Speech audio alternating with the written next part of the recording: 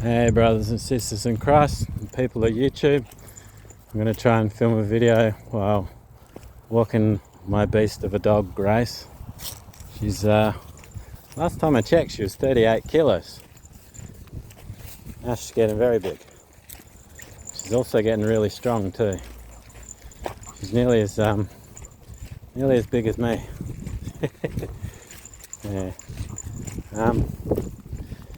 I just wanted to say that I'm pretty grateful the last couple of days when I went away that my actual friends that I went and saw, like, I hadn't seen some of them for a long time, and after suffering with narcissism abuse, you're dealing with a lot of superficial people. Like, I was getting close to God and I was sort of separating myself from people, and I got unequally yoked with someone, and basically they were surrounded by just people who weren't of God. And basically whenever I would go out with this person, it was like, I'd go and try and chat to these people and I'd try and have a deep and meaningful conversation with them, and they just wouldn't understand. Like, they're so used to just sitting around drinking and gossiping and telling the same stupid jokes over and over that weren't even funny, and a lot of them were just like dirty jokes just because they knew no better. And you look at these people and you're thinking they want to sit around and gossip about you, and they want to attack you in their spare time, and they really haven't done much with their own lives. Like, I know some of these people that they might have been working the same job for like 30 years, and they think that's like their call to fame, like they're some kind of tough person or someone that's been through a lot. I've actually had a hard life, and I know what the difference is. And these people, they turned on me quickly because of this ringleader. And the sad thing is, this ringleader was tarnishing my reputation. And I've just recently spoke to a police officer that I have a squeaky clean record. I haven't done anything bad in my life. And on top of that, the person that was the ringleader was just choking on a bag of dicks. And by this I mean was a complete and utter hoe bag. And the sad thing is, the person that she ended up with spent years with her thinking that she was a good, loyal person when she was going around sleeping around on him, and basically thinking she could have a cake and eat it too, have someone good and loyal at home while they were out doing nasty things. And the thing is, if anyone asked me about my life, I would normally just tell them, because I don't have anything to hide. But this particular person that was the ringleader of this big group that decided to come up against me, she hides all her secrets. And it's like, someone's got something to hide when they won't let their mobile phone sit around. Like, they've always got to hug it tightly because it's packed with their skeletons in their closet, and they don't want them to fall out. And that's the sadness of it, is a lot of these people that I met, they didn't even take the time to get to know me and know the sort of person I was. They just decided to hate on me because I didn't want to be like them. I didn't want to sit around drinking. I didn't want to tell dirty jokes. And then even some of them were married women that just wanted to crack onto me, knowing full well that at the time I was actually, spoken for. And they didn't care, and neither did the families they were with.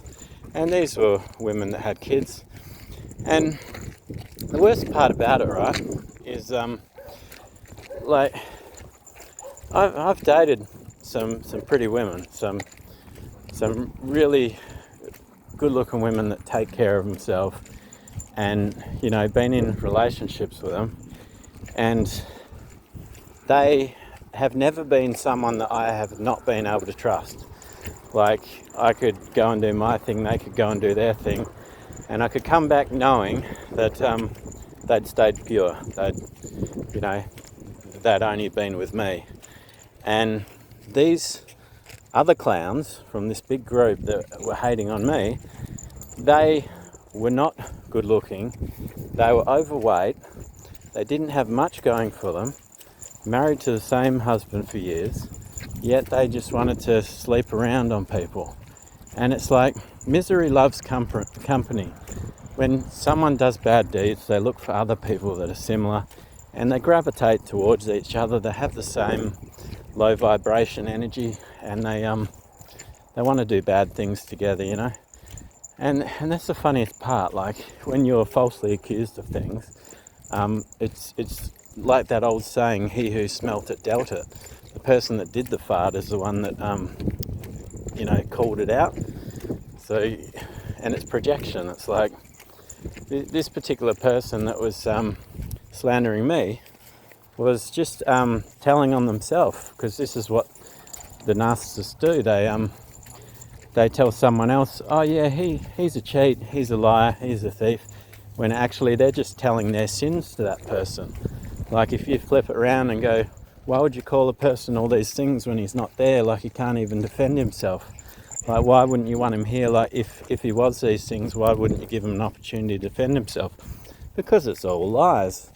And why would you want to face opposition to your lies and get called out for your actual sin when you can just stab people in the back when they're not actually around? And that's the sort of cowards these people are. And they've got to join together as big groups, and like, they only ever feel brave when they're around the big groups. And I've seen some of them there's some big fellas in that group, and they're still too big a pussy to actually come up and say the things they want to say to your face.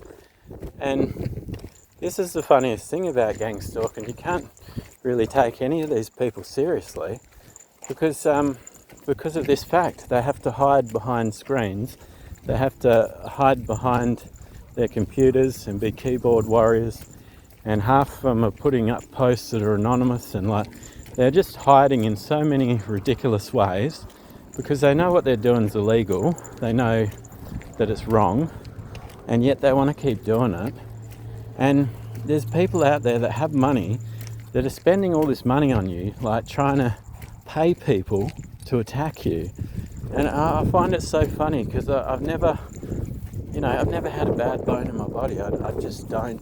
It's just not in me to do bad things. And even when I've been in fights at school and, fights in my teens and that, I just didn't want to, actually be in the fight to start off with, Yeah, so it's funny when people just like hate you so much that they've got to talk bad about you behind your back. Like, I've gone through all this smearing, I've lost jobs over it, and it's really like, it can be frustrating because you're sitting there going, I had to go to Perth for a month just to get a security license, just to use it for 6 months because they dogged me on it, so I can't get any work from it, and it costs nearly $2,000 just to make like 30 grand. It's like, it really wasn't worth the time.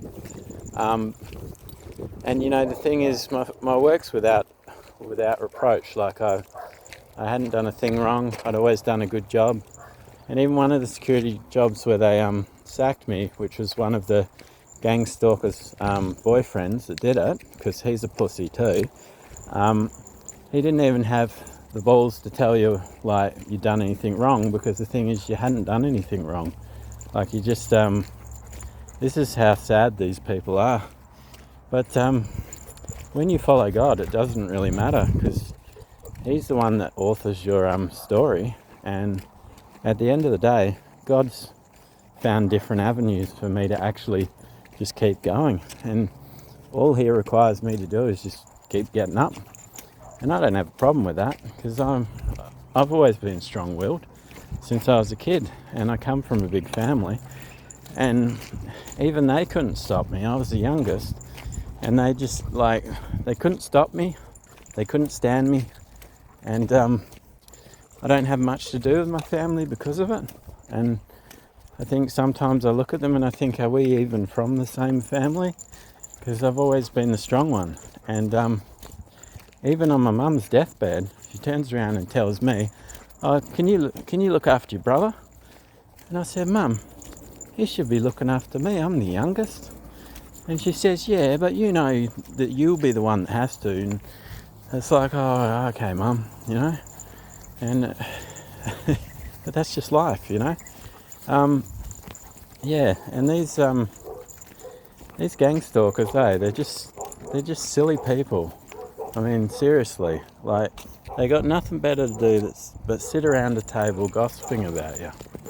And a lot of these men that have had these jobs for like 30 years, their call to fame is they're just cowards and pussies. Like they've stepped on a lot of people that didn't deserve it, and made their own smear campaigns to ruin people that were probably good workers, just so that they could keep their job. Because sometimes, like in life, you find people that they could only do one thing. Like if they lost their actual job, they would never recover. They would just, like, that would be the end of them, because that's why they have to hold on tooth and nail to that one job.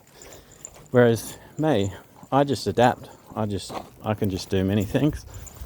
It never stops me, and I just can't understand why someone would go to such great lengths and destroy their actual soul and their actual character and their moral fibre by being that sort of person. Like, you know, and that's probably the best thing I learned from going to Perth this week is I've sowed a lot of my energy and time into all these weak-minded people that I had to spend too much time around, just because I wanted to be a people pleaser.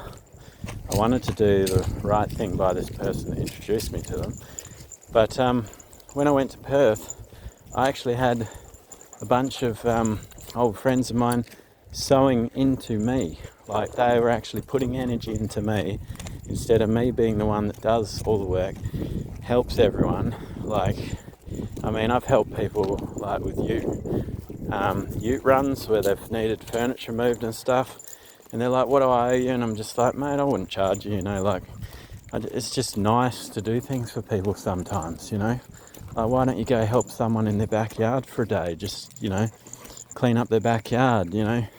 You don't need to charge for everything.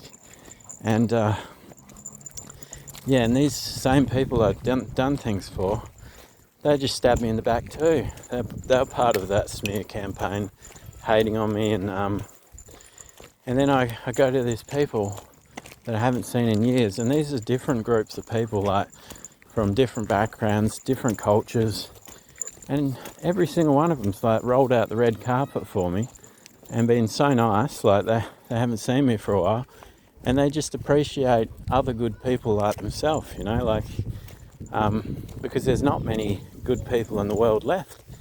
And it's like, if you find just a couple of good friends and a good partner, like hold on to them for dear life, like really pour into them, because there's not that many left. And people are like layered like an onion. Like they can sell themselves as a good person for like a while.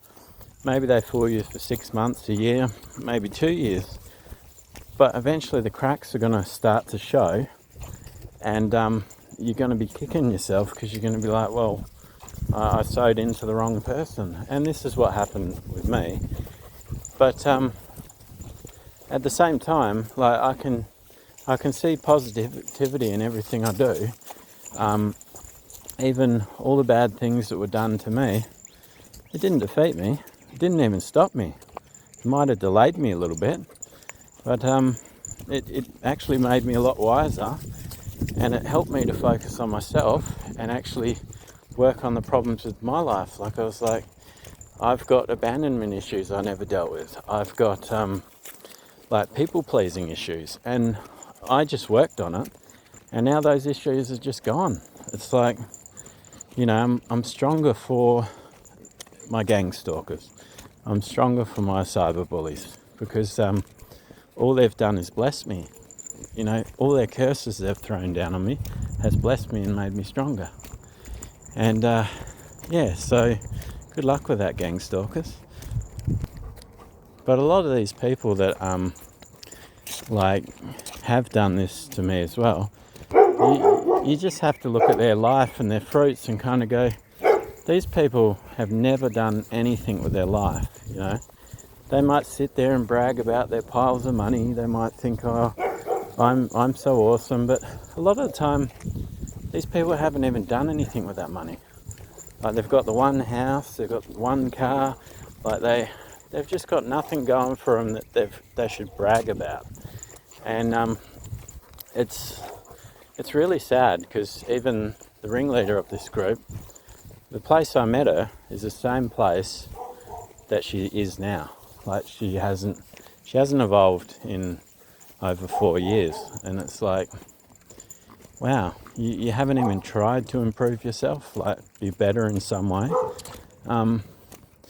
You know, I'm always trying to make myself smarter, better.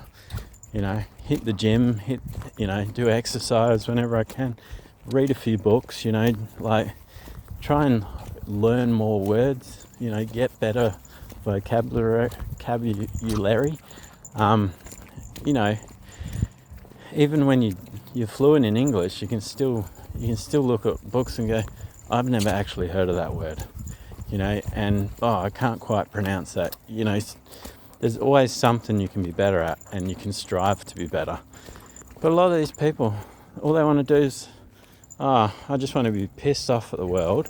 I just want to drink until I drop, and in between I'm just going to gossip about everyone, because that makes me feel better about the fact I've never done anything with my life. It's really sad, because you could do so much more with your time, your energy, and your life, you know. Even with this smear campaign I went through, it didn't defeat me. I was happy every day. I always found reasons to be happy, especially once you get forced out of gang stalkers territory, when they try and make you feel bad and say, oh, you know, you don't get to hang out with us anymore.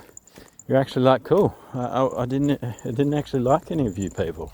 And there's a reason for that, because you're so soft and so one-dimensional. Like, you're never going to grow into something. And that's why your circle's so important. Like, when I went to Perth, I realised I actually had a good circle there, and that circle, they sewed back into you, and that's what you need from people. You need people that sow into you as much as you sow into them. Because if all your energy's doing is going out into people, it just leaves you feeling drained. And you know, I got to a point after 4 years that I felt like I was going to die, because I was that drained. I was just too busy thinking about everyone else before myself. But that was kind of the way I was raised as well. But even the way you're raised sometimes isn't right. Like, your parents did the best they could, but they've taught you to be people pleasing, and sometimes, you know, like, they didn't mean to, but they've always worked hard, and you pick up these bad habits. And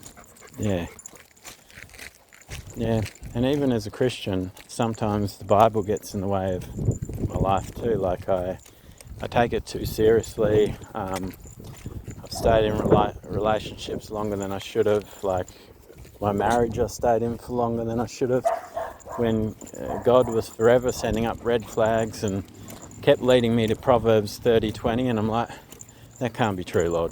That can't be anything to do with the person I'm with. It can't. But he just kept sending it to me. You know, like, God is good. He sends you warnings. And, you know, like, I got it all wrong. I thought, you know, I had to stay in that marriage. Marriage is forever. But God taught me, no, son, there's some circumstances where I'll let you off, and this is one of them.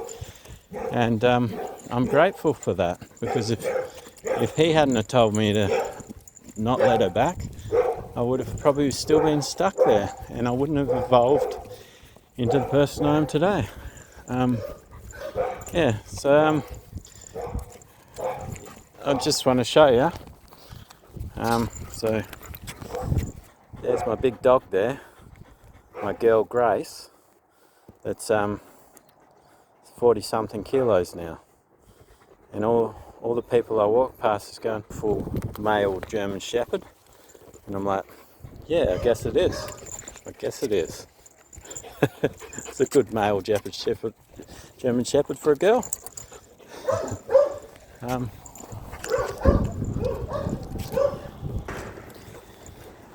So God bless all of you. Remember, Jesus loves you, I love you, and have a blessed day and stay out of trouble.